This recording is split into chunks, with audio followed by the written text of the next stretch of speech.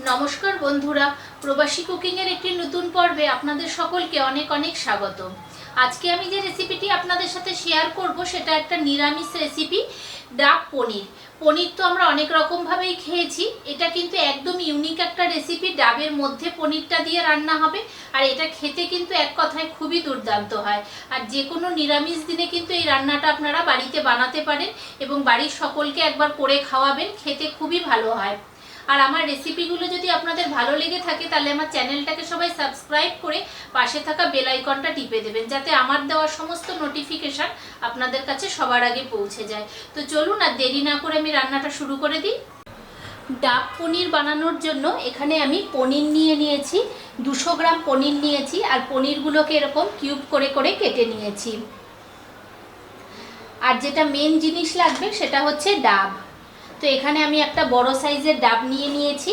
আর ডাবটা এমন নিতে হবে যাতে এর ভিতরে মালাই থাকে, কারণ ওই মালাইটা কিন্তু আমাদের কাজে লাগবে। তো এখন ডাবটা তো লাগছে না, একটু পরে লাগবে, আগে মশলাগুলো রেডি করে নিই। তো এখন আমি ডাবটাকে এদিকে সরিয়ে রেখে দিচ্ছি। তো মশলা করার জন্য এখানে একটা মিক্সচার জার নিয়ে নিয়েছি। তো এর মধ্যে প্রথমেই দিচ্ছি আমি কালো সর্ষে। কালো সর্ষেটাকে আমি একটু ভিজিয়ে রেখেছিলাম, আর 2 চামচ কালো সর্ষে নিয়েছি। আপনারা ইচ্ছা হলে সাদা সর্ষেও দিতে পারেন।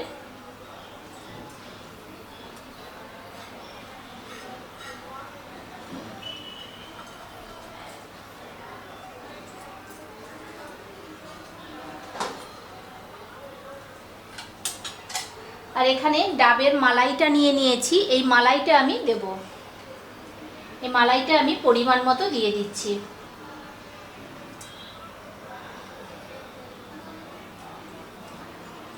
আর দিচ্ছি 3টে কাঁচা লঙ্কা। ঝালটা কিন্তু যে যার বুঝে দেবেন, যে যেমন পরিমাণে ঝাল খান সেই বুঝে দেবেন, কম বেশি করে নেবেন। আর এর মধ্যেই আমি দিয়ে দিচ্ছি টক দই। আমি এখানে বড় চামচের 2 চামচ ইউজ করছি।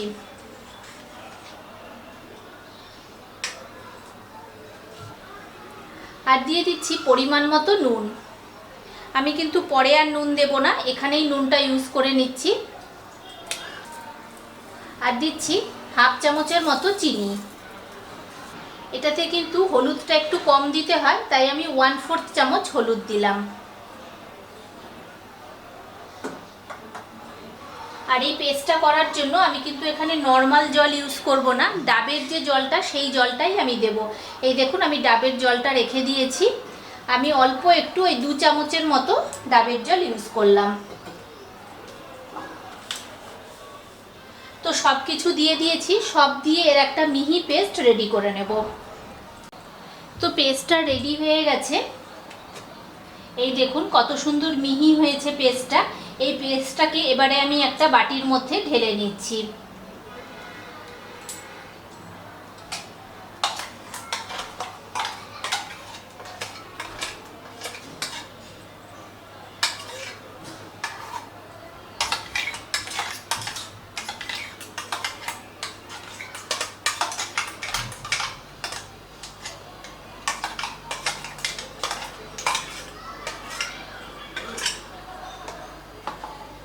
দেখুন কত সুন্দর মিহি হয়েছে পেস্টটা। এবারে এর মধ্যে দিয়ে দেব অল্প করে একটু দুধ। এটা কিন্তু আপনারা নারকেলের দুধও ব্যবহার করতে পারেন, কিন্তু আমার কাছে যেহেতু নারকেলের দুধটা নেই তাই আমি এমনি প্লেন গরুর দুধই ইউজ করছি। একটু দিয়ে দিচ্ছি কাশ্মীরি লঙ্কার গুঁড়ো।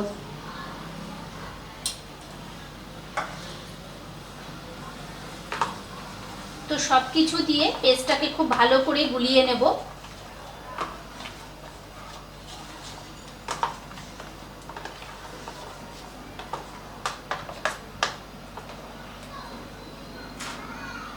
আর এর মধ্যে দিয়ে দিচ্ছি 2 চামচের মতো সর্ষের তেল। আর এই রান্নাটায় কিন্তু সর্ষের তেলই ব্যবহার করতে হবে, সাদা তেল ব্যবহার করা যাবে না। তো সর্ষের তেল দিয়ে মিক্সড করে নিয়েছি। এবারে এই কেটে রাখা পনিরগুলোকে আমি এর মধ্যে দিয়ে দেব।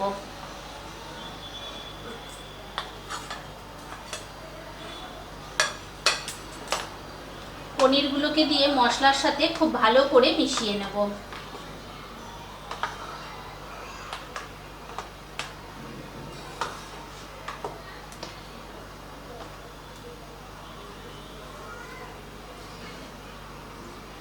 তো মশলার সাথে মিশিয়ে নিয়েছি। এবারে এটাকে আমি 5-10 মিনিটের জন্য ঢাকা দিয়ে রেখে দেব।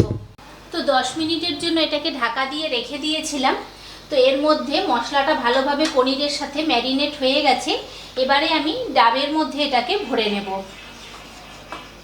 এখানে ডাবটা নিয়ে নিয়েছি আর চামচে করে অল্প অল্প দিয়ে ভরে নেব।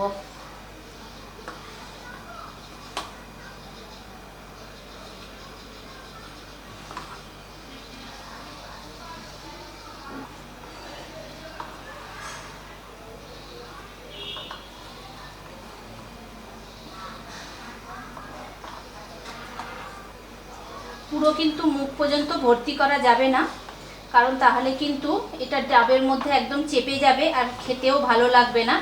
একটুখানি যেন ভিতর থেকে গ্যাপ থাকে। তো সমস্ত পনিরগুলো দেখুন আমি ভরে দিয়েছি। তো এই যে জুসটা রয়েছে এইটাকেও আমি এর মধ্যে দিয়ে দেবো।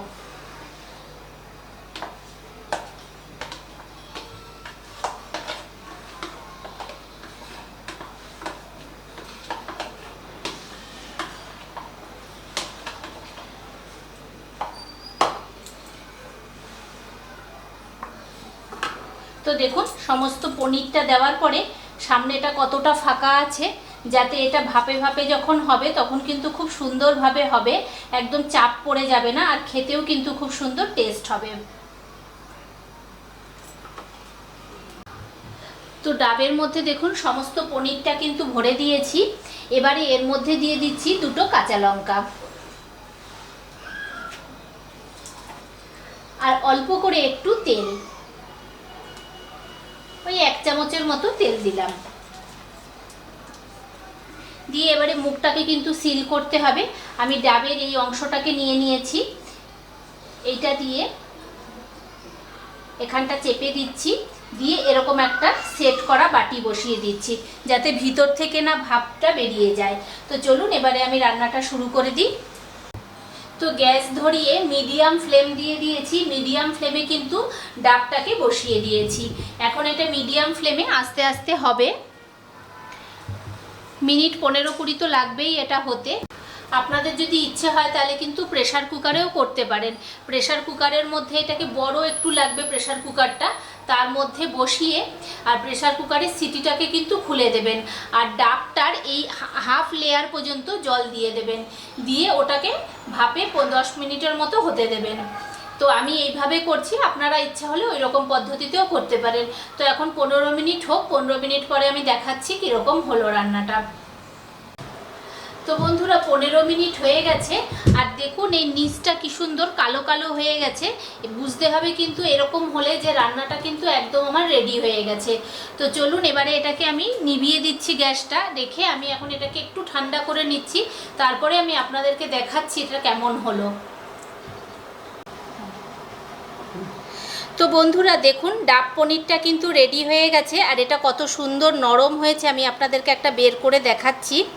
এই দেখুন কত সুন্দর নরম হয়েছে আর দেখতে কত সুন্দর লাগছে। এই পনিরটা কিন্তু খেতে খুবই জুসি হয়।